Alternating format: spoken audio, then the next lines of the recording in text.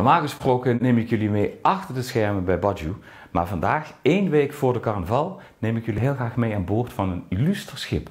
Maar daarvoor moeten we 2 dingen veranderen. Mijn kleding en mijn spraak. Want op de blauwe chute kalverling richtig heerlijk plat. Oké, voor al die lui, hoe dat het vastelavondsbloed niet door de oren stroomt, ga ik nu eens goed uitleggen in de komende 4 vlogs hoe de blauwe chute versteht.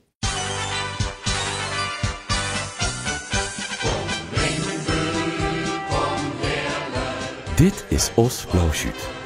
En door hierop loopt ons ketelwinkie Roger Holtes en eerstejaarsgast Pieter Aldenhoven. Die hebben een ander pakje aan wie mij en de rest van de bemanning van het Gilde Blauwe Chute, maar dat leg ik zo uit. Hun steekt u nog te wachten. Het Gilde is een onafhankelijke commissie binnen de Heerlijkse vastelavondsvereniging De Windbulen, de Stadscarnavalsverein van Heerlen. Zij zijn sinds 1947 grotendeels verantwoordelijk voor de vastelavond in het centrum van Heerlen, met als hoogtepunt de grote optocht. 2 jaar na de oprichting van de Windbulen ontsting het Gilde Blauwe Chute. Dit jaar dus alweer 70 jaar geleden. Met de gedachte hingen de chute gaat veel weer terug. De vuurlopers van ons narrenschip zijn terug te brengen tot rond 2600 voor Christus. In het oude Babylon voert eens in het jaar een schip door de straten. Dat wordt geslept door de jongste laag van de bevolking, want die hebben het 3 dagen voor het zeggen. Dichter bij huis voert in 1133 een karreschip voor het eerst uit vanuit het Eifeldorpje Cornelimünster naar Aken, via Maastricht, Tongeren en Sint-Truiden naar Zoutleeuw. Overal langs de scheepsroute ontstonden woeste feesten met uitspattingen van een heftigheid die zogar de toch niet zachtzinnige middeleeuwen de horen te bergen doorrezen. De abt van Sint-Truiden, Rodolphus, wordt dan nog gaar net zo opgetogen over het verschijnen van de chute. Hij zag het blauw gepinselde schip als een werkplaats van koude geesten, gebouwd met heidense toewijding. Puur duivelswerk dus, en dat moet gestopt werden. Wat er precies geworden is van die eerste chute, weet niemand meer, maar de legendarische tocht is voor ons Gilde de basis geweest voor onze activiteiten van nu.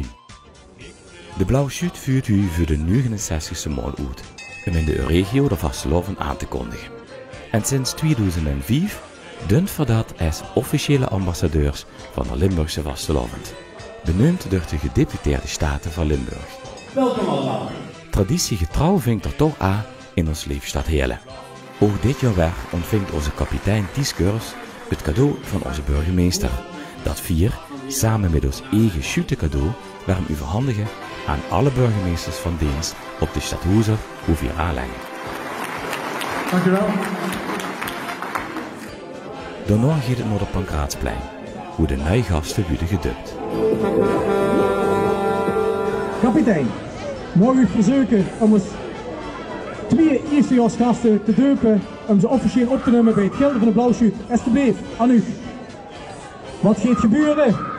Een beetje eerlijk over de kop, dat ze goed gewassen werden. Pas na de duip mogen ze metvaren als gastbemanning op de 69e tocht. En speciaal voor de duip komen al deze lui kijken. Om hier bij elkaar zo te zijn, gewoon wel heel bijzonder.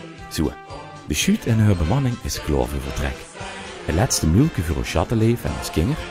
Vrijdag komen we voornamelijk weer heen. En wat we in de tussentijd allemaal beleven, dat ziet je de komende paar dagen heen.